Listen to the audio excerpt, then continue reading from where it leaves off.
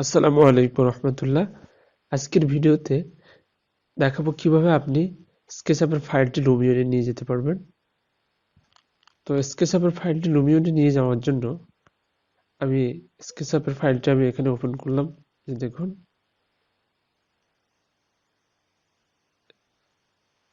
এই ফাইলটি নিয়ে যাওয়ার জন্য আপনাকে যেখানে যে কালার আপনি নিতে চান স্কেচআপ থেকে সেই কালারগুলো আপনাকে অবশ্যই সিলেক্ট করতে হবে, কারণ সব কালার যদি একই হয়ে যায় তাহলে কিন্তু লুমিয়ন সেটাই দেখাবে। তো আমাদেরকে প্রথমে যেতে হবে ফাইলে, দেন ফাইল থেকে এক্সপোর্ট থেকে 3D মডেল, দেন এখান থেকে আমরা এই ফাইলটি সেভ করব। লোকেশন সিলেক্ট করলাম, দেন এখান থেকে একটা নাম দিয়ে দিলাম মিনিচাঁদ এ, দেন এই যে দেখুন কোলাডা ফাইল নামে কিন্তু এখানে আমরা সেভ করব।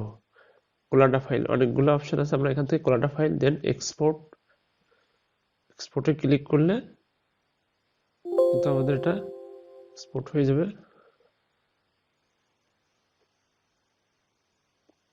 এক্সপোর্ট হয়ে গেছে, দেন এই ফাইলটি আমরা লুমিয়নে নিয়ে যাব।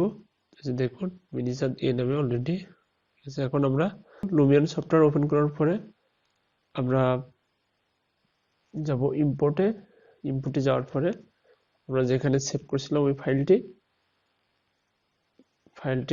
যে ফাইলটি আমরা সেভ করেছিলাম স্কেচআপের, ওই ফাইলটি কোলাডা ফাইলটি আমরা নিয়ে আসবো। নিয়ে এসে সিলেক্ট করব। সিলেক্ট করার পরে আমরা ওপেন করলে চলে আসবে। ওপেন করার পরে এখানে ক্লিক করলে কিন্তু চলে আসবে, একটু সময় নেবে। দেখুন চলে আসছে আমার। এই যে দেখুন 1 নম্বরে ওখানে লেখা আছে মিনিচাঁদ এ নামে। এই যে দেখুন এখানে ক্লিক করবেন, ক্লিক করলে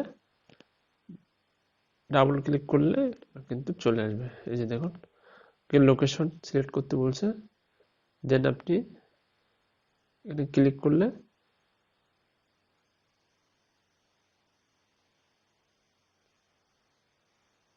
করলে কিন্তু পেয়ে যাবেন আপনার স্কেচআপের যে ফাইলটি ছিল এখানে কিন্তু ইম্পোর্ট হয়ে গেছে।